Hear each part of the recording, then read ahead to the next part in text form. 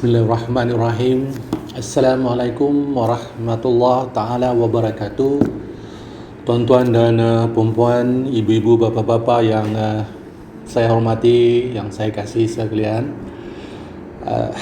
Hari ini saya Masa Bayu akan sekali lagi bersama-sama untuk kita melayari bahtera ilmu di akhir zaman, perjalanan ilmu di akhir zaman dengan berkongsi kisah-kisah langsung daripada Al-Quran melalui perjalanan Masa Bayu di dalam kehidupan.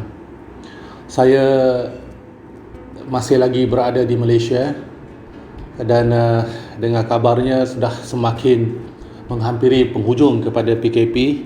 Mudah-mudahan segalanya selesai dengan melalui suatu proses kedamaian, proses keharmonian, bukan untuk menuding jari ke mana-mana pihak atau mana-mana kelompok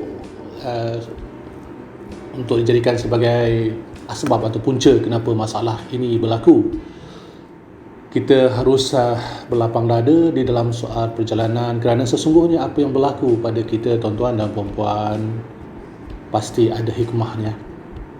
Allah mengajak kita sesuatu, Dia nak tunjuk kita bagaimana pentingnya kebersihan, datangkan kita ke penyakit, nak mengajar kita apa erti kesabaran. Dia datangkan suatu suasana untuk kita kena melaluinya, kena bersabar. Jadi tuan-tuan dan puan-puan, sebagaimana yang saya katakan tadi, persoalan-persoalan yang berbalik kepada kehidupan kita sentiasa kita luruskan kembali, dengan merujuk, menapis setiap perkara itu berdasarkan kepada Al-Quran dan sunnah junjungan besar kita Nabi Muhammad SAW. Tuan-tuan dan puan-puan, hari ini saya nak sentuh sedikit topik yang kami bincang malam tadi di dalam grup Telegram Ilmu Akhir Zaman.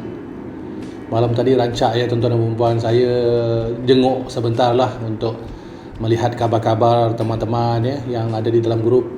Dah ada dalam 100 lebih, 160 lebih, semakin bertambah, alhamdulillah.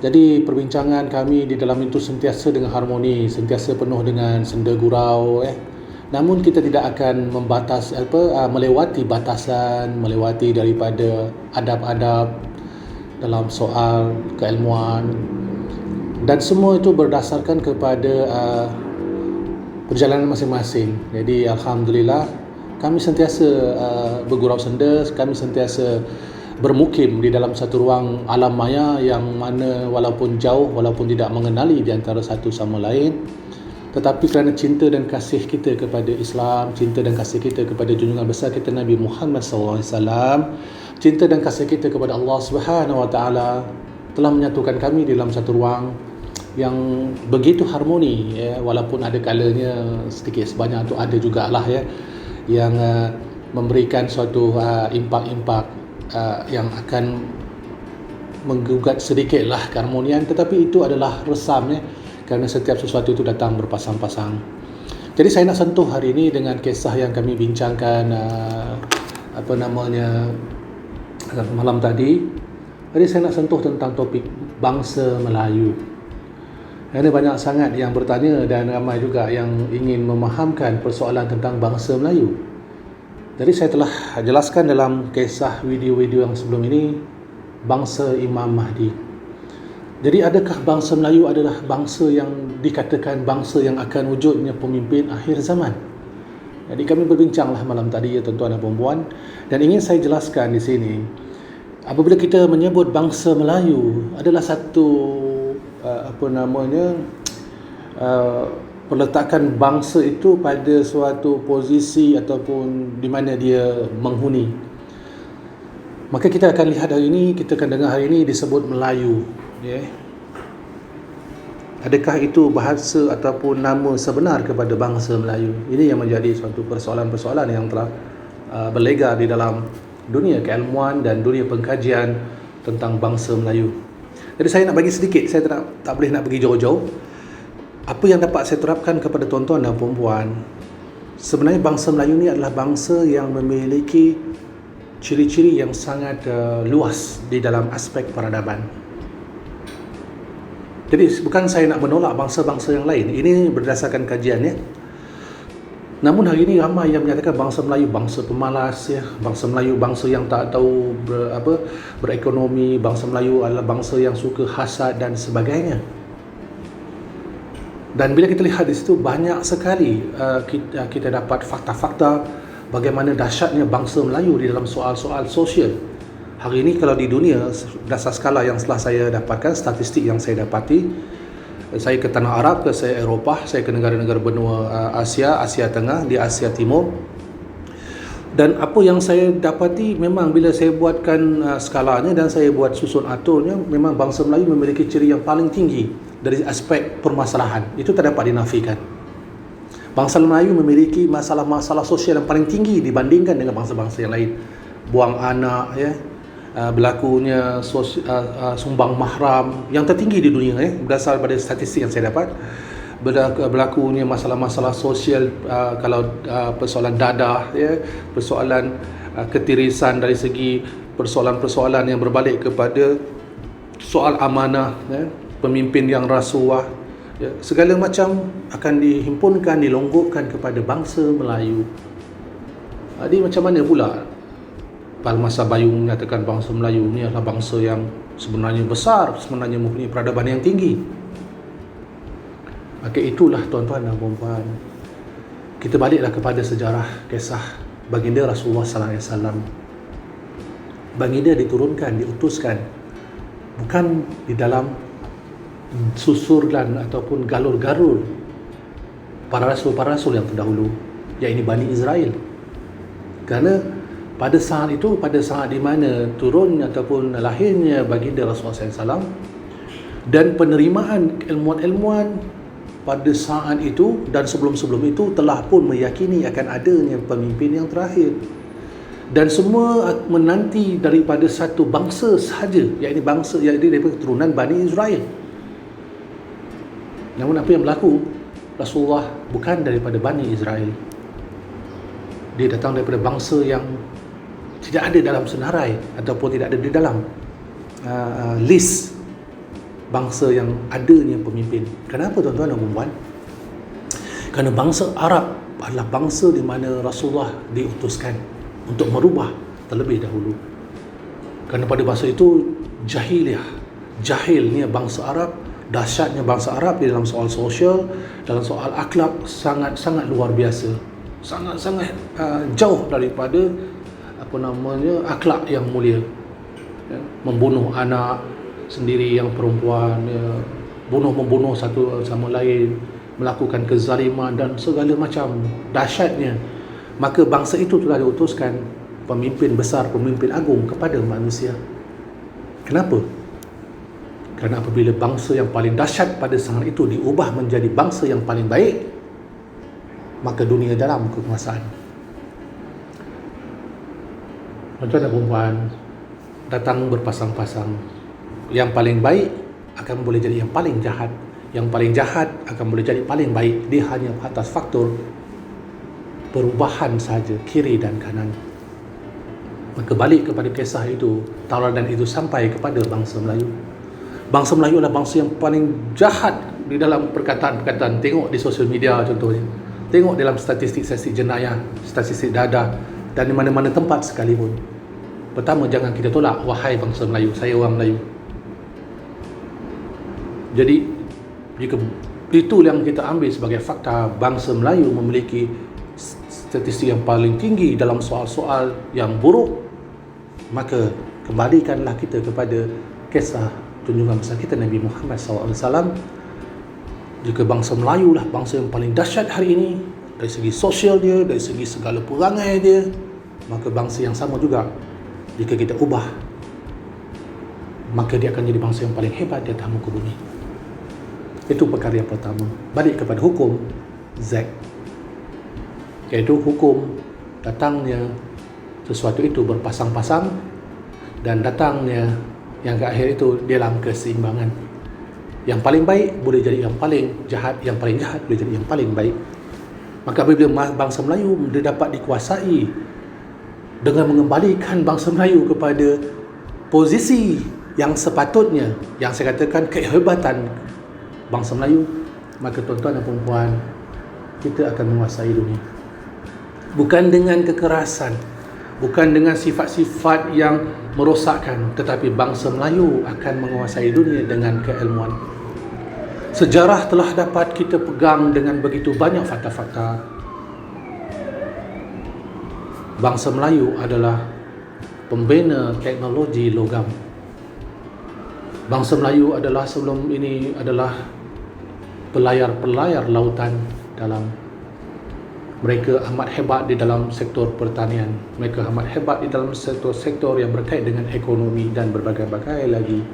Namun itu telah pun dihilangkan oleh tentera-tentera Dajjal dari arahan Dajjal besar. Maka tuan-tuan dan puan-puan, nak faham lagi, nak jelas lagi fakta dia. Pertama, bahasa. Bahasa jiwa bangsa hanya terpakai kepada bangsa Melayu sahaja. Bangsa Melayu memiliki begitu banyak cara berbahasa. Gurindam, seloka, pantun, peribahasa, nukilan dan berbagai-bagai lagi cara bertutur bahasa dengan begitu indah berbanding dengan bangsa-bangsa yang lain. Tuan-tuan dan puan-puan, ketinggian akhlak, ketinggian peradaban manusia akan dapat kita kenal pertama dari segi bahasa mereka. Ada tak bahasa lain atau bangsa lain yang menggunakan pantun seloka bila bertutur? Ada tak bangsa lain yang menggunakan seloka gurindam dalam menyampaikan sesuatu? Hanya segelintir sahaja masyarakat dunia yang memiliki bahasa sedemikian. Saya dah berjalan tuan-tuan dan puan-puan, saya sampai ke Iran, saya sampai ke Afghanistan, saya sampai ke Iraq, saya sampai ke Uzbekistan, Kazakhstan, Timur Tengah. Saya pergi ke Eropah, saya pergi ke Amerika dan saya melihat, mendengar sendiri bagaimana mereka bertutur. Saya bertemu dengan pakar bahasa bagi setiap daerah, pergi ke kampung-kampung mereka yang mungkin masih lagi mengamalkan bahasa-bahasa yang asal.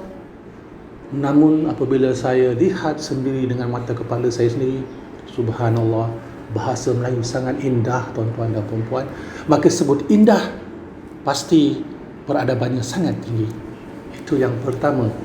Yang keduanya tuan-tuan dan puan-puan, orang Melayu adalah bangsa yang paling mudah menerima apa juga perkara. Asimilasinya sangat mudah kepada bangsa Melayu. Pergi ke mana-mana lah, orang Melayu adalah bangsa yang pertama yang akan dapat merubah diri dia di dalam apa juga situasi. Contohnya, pergi tanah Arab, kita jadi orang Arab. Pergi saja ke Eropah, orang Melayu dah jadi orang Eropah dah. Rambut dah perang, mata dah biru. Bila pergi saja ke kawasan negara yang lain, maka dia akan cepat merubah diri dia dengan posisi sedemikian yang ada di sekeliling dia. Balik-balik dia tengok, oh Ali, kau dah macam rupa orang Arab, dah berserban, berjubah, dah tinggal dah dia punya pakaian Melayu yang sebelum itu dia bawa. Bila dia pergi ke Eropah, sebelum itu penuh dengan pakaian-pakaian kemelayuan, sampai ke Eropah dah tengok dia dah berubah. Maka ini harus saya jelaskan, Melayu begitu mudah merubah diri dia. Itu adalah satu kehebatan. Tak mudah mana-mana manusia merubah posisi yang sedia ada kepada posisi yang baru dengan secepat itu. Kerana ini menunjukkan betapa luas ruang yang dimiliki oleh bangsa Melayu di dalam soal perubahan. Yang ketiga tuan-tuan dan puan-puan, perasan tak di manakah tempatnya ataupun ruang masyarakat yang boleh menerima bangsa-bangsa lain duduk bersama dengan mereka tanpa ada permasalahan? Bangsa-bangsa lain yang saya maksudkan, cuba tengok di kampung-kampung Melayu. Ada India, ada Cina, Bengali dan segala macam daripada dulu lagi. Dan mereka boleh hidup aman, berdagang dan hidup dalam keadaan yang tenteram di dalam masyarakat Melayu. Hebat tak hebat bangsa Melayu tuan-tuan dan puan-puan? Tapi bolehkah tuan-tuan dan puan-puan orang Melayu duduk seorang-seorang di dalam kampung Cina, duduk seorang-seorang di kampung orang putih Eropah atau kampung India dan sebagainya? Minta maaf, saya bukan nak menghina bangsa India dan lain-lain. Ini saya nak bawa scientific fact. Statistik menunjukkan realiti yang berlaku untuk membuktikan, untuk menjelaskan siapa bangsa Melayu sebenarnya. Tuan-tuan dan puan-puan, walaupun seorang bangsa asing, orang Cina datang ke kampung dia sendiri, satu keluarga masuk dalam kampung Melayu, dia akan aman, dia akan harmoni, tidak ada gangguan. Itu hebatnya bangsa Melayu. Ketinggian diplomasinya, ketinggian dari segi aspek penerimaannya tu, keharmonian sangat-sangat hebat, sangat-sangat luar biasa. Itu telah pun ada, dan tuan-tuan dan puan-puan boleh berjalan melihat realiti itu. Berbanding dengan yang lain, takkan mampu kita lihat bangsa Melayu duduk di dalam mana-mana situasi. Maka itu tuan-tuan dan puan-puan, itu yang ketiga. Maka yang keempat, tuan-tuan dan puan-puan, Melayu sangat dekat dengan sekeliling alam semesta. Melayu sangat dekat dengan suasana nature. Tuan-tuan dan puan-puan pergilah ke kampung-kampung. Sekarang ni dah kurang ni, tapi saya ingat lagi lah, saya dah 5 series. Kalau di kampung itu, asal rumah orang Melayu, depan dia mesti ada bunga, mesti ada pokok bunga, kerana menunjukkan begitu dekatnya manusia dengan keindahan, dengan kecantikan. Bunga-bunga akan ada di depan rumah. Itu adalah satu perkara yang wajib secara fitrah, dah ada pada bangsa Melayu. Kenapa jadi begitu tuan-tuan dan puan-puan? Itu melambangkan Firdausi, taman syurga. Kerana bunga-bunga keindahan ini adalah perlambangan syurga. Maka orang Melayu sebenarnya adalah bangsa syurga, tuan-tuan dan puan-puan. Mereka dekat dengan syurga, keindahan, sopan santun, budi bicara, hormat menghormati, ya, bergotong royong, membantu. Ini telah pun terpakai dengan begitu lama kepada bangsa Melayu, tuan-tuan dan puan-puan. Pergilah ke kampung-kampung, pasti ada bunga-bunga di rumah dia, ada pasu-pasu bunga, ada suasana keindahan dengan begitu banyak taman-taman ruang yang ada. Maka tuan-tuan dan puan-puan, ibu-ibu, bapa-bapa, inilah dia sedikit sebanyak yang saya nak kongsikan. Bangsa Melayu adalah bangsa peradaban. Bangsa Melayu adalah bangsa yang akan menjadikan keadaan sekeliling itu lebih tenang. Macam saya katakan tadi, jika kampung itu dihuni oleh orang Melayu, apa juga bangsa yang lain boleh datang dan hidup aman sentosa. Namun hari ini kita lihat begitu banyak kisah-kisah negatif yang berlaku kepada bangsa Melayu. Kisah-kisah yang tidak baik yang dah dicorakkan oleh mereka-mereka yang berupa Melayu. Mereka yang membawa kitab-kitab yang tidak ada hubungan dengan Al-Quran telah merubah corak-corak tentang hakikat Melayu sebenarnya. Dan ada yang menyatakan bahawa Melayu ini daripada keturah, daripada kisah Nabi Allah Ibrahim, dan daripada situ awal dia. Tuan-tuan dan puan-puan, masa Bayu telah mendapat fakta bukti yang sangat jelas. Lebih lama, lebih awal daripada keturah bangsa Melayu sebenar-benarnya. Cuma tak cukup masa lah saya nak terangkan di dalam video hari ini, kerana saya mengambil masa yang hanya ringkas untuk kita dapat mengupas. Tapi realitinya tuan-tuan dan puan-puan, bangsa Melayu adalah bangsa yang lebih awal daripada bangsa-bangsa yang lain. Maka saya bercerita tentang peradaban Melayu, saya bercerita tentang kehebatan bangsa Melayu. Tuan-tuan dan puan-puan orang Melayu, janganlah pula menolak. Kenapa nak tolak perkara yang baik kan? Dah saya katakan orang Melayu hebat. Kita patut berbangga, patut kita kena membenarkan apa yang Masa Bayu sampaikan. Benar, Masa orang Melayu adalah bangsa yang hebat. Maka jalanlah sama-sama dengan Masa Bayu. Kita bergerak satu dunia, kita buktikan di dunia ini bahawa bangsa Melayu adalah bangsa yang mempunyai kualiti kepada keharmonian sejagat. Hidup Melayu membawa pusaka. Pusaka datang daripada jiwa, jiwa murni kepada manusia, manusia mulia kepada semua. Maka itulah junjungan kita Rasulullah SAW yang sentiasa bergurau senda membawa nilai harmoni Al-Quran yang mulia. Assalamualaikum, salam sejahtera daripada saya, Masa Bayu. Kita sambung lagi insya-Allah esok hari ataupun masa-masa yang lapang untuk kita bergurau senda di dalam menceritakan realiti sesungguhnya Allah itu Maha Kaya, Maha Pengasih, Maha Penyayang. Hidup kita sebagai bangsa Melayu jangan kita lupakan. Assalamualaikum, salam sejahtera.